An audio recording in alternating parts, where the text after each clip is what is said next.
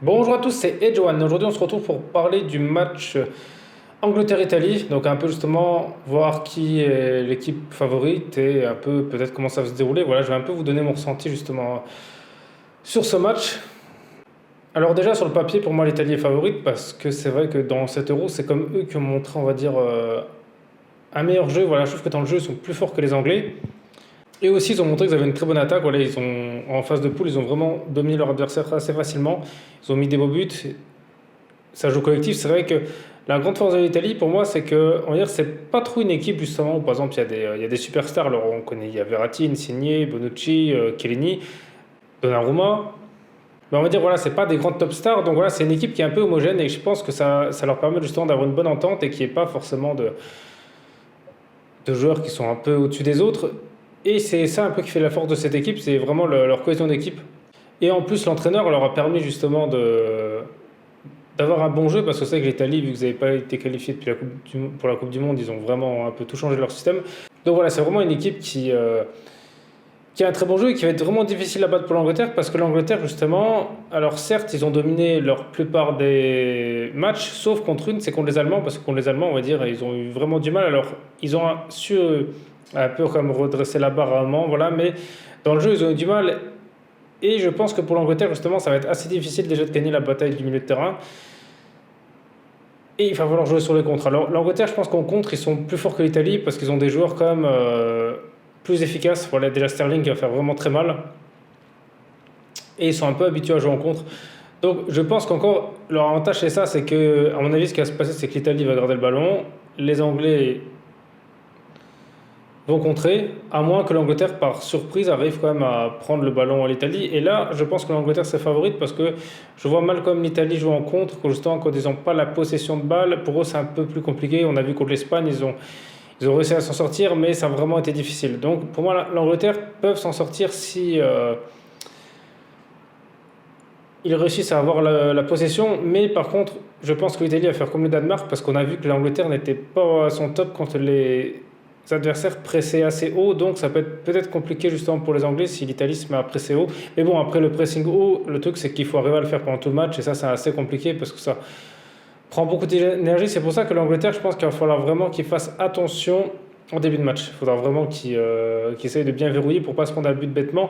Mais je pense qu'ils vont jouer un peu contre l'Allemagne justement parce que ça va être leur première finale, donc ils vont peut-être pas prendre de risques. Il y a aussi ça aussi qui peut jouer, je pense, le mental, c'est que l'Italie, même si c'est vrai que ça fait très longtemps qu'ils n'ont pas gagné l'Euro et que c'est une équipe un peu jeune, dans leur ADN, ils ont quand même gagné plusieurs Coupes du Monde, donc ils savent quand même être là au grand rendez-vous. Les Anglais, ils ont gagné une Coupe du Monde en 66 et depuis il n'y a plus rien eu, donc je pense que pour eux, ça peut être aussi compliqué pour la pression parce que après, c'est sûr qu'il y a quand même des joueurs qui jouent à Manchester City, qui ont fait la finale justement de Ligue des Champions ou à Chelsea. Donc voilà, ça montre qu'il y a quand même certains d'expérience. Mais je pense que ça peut jouer parce que c'est vrai que l'équipe d'Angleterre est assez jeune. C'est vrai qu'elle est encadrée quand même par Harry Kane et quelques autres joueurs un peu plus vieux. Mais dans l'ensemble, c'est une équipe qui reste assez jeune et qui est pour moi un peu le défaut de l'Angleterre. C'est-à-dire que chaque nouvelle compétition, il y a toujours des nouveaux jeunes.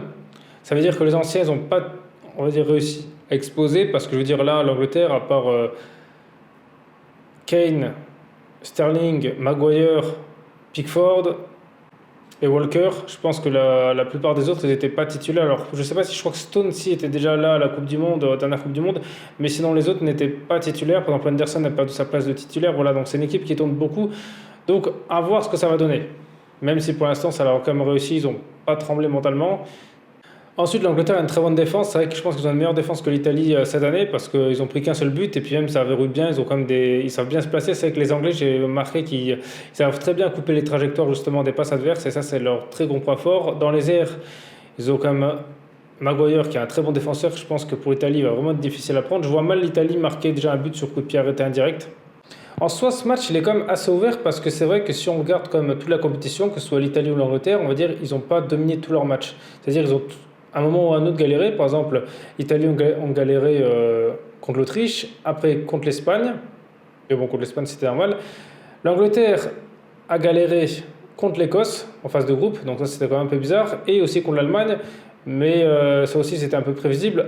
Et aussi un peu contre le Danemark, alors même si le Danemark en soi fait un beau parcours, mais ils n'ont pas éliminé de grosses équipes.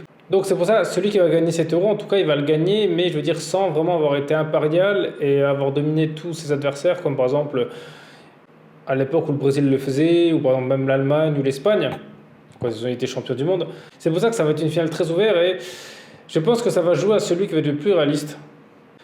Mais pour là-dessus, je parierais plus sur l'Angleterre parce que dans les derniers matchs, c'est plus eux qui ont marqué plus facilement que l'Italie. Voilà, l'Italie ont quand même eu du mal à mettre plus que un ou deux buts par match. Les Anglais, on a quand même mis 4 contre l'Ukraine, on a mis 2 contre le Danemark, on a mis 2 contre l'Allemagne. Donc, ils sont quand même capables de faire ça. Et en plus, justement, ils ont un super gardien. Donc, sur le papier, je trouve que Pickford est quand même meilleur que Donnarumma. Voilà, je parierais sur lui justement pour la défense parce que justement, il a pris qu'un seul but. Parce que justement, ils ont pris qu'un seul but et encore, c'est un but sur coup de pied arrêté. Voilà, c'est même pas un but dans le jeu, donc c'est encore différent. Alors que l'Italie, justement, ont concédé un peu plus de buts justement que l'Angleterre. Donc ça montre que l'Angleterre, pour l'instant, dans le jeu, ils sont imbattables. Donc c'est ça, à mon avis, qui peut peut-être faire la différence, c'est que leur marquer un but, ça va pas être évident et qu'il faudra vraiment compter sur les coups de pied arrêtés. Tout ce qui est coup de pied indirect, justement, ça va être compliqué parce qu'ils ont pas vraiment. Parce que physiquement, je suis pas sûr qu'ils arriveront à faire le poids parce que les joueurs anglais sont quand même assez costauds. Et aussi sur coup franc direct, par exemple, l'Italie, pour moi, ils n'ont pas vraiment un tireur exceptionnel. Comme à l'époque, par exemple, vous avez Pirlo. Mais là, je pense que ça va être un peu plus compliqué pour eux de mettre un coup franc direct. Donc voilà, en tout cas, celui qui gagnera sera quand même quelque chose d'historique parce que les Anglais l'ont jamais gagné et l'Italie, ça fait plus de 50 ans qu'ils l'ont jamais gagné. Donc je pense que les deux équipes, justement, sera quelque chose d'un peu d'historique pour eux et ça leur fera du bien. Après, je pense que les Anglais attendent peut-être plus ce titre que l'Italie parce que depuis le mondial, en 66, ils n'ont plus rien eu. Et après, l'Angleterre aussi aura quand même un petit avantage, c'est qu'ils jouent à domicile. Alors, je ne sais pas si en termes de nombre de places, ce sera 50-50, autant de supporters italiens que d'anglais. Mais ils jouent à domicile comme ça aide, parce que c'est comme leur stade où ils jouent tout le temps.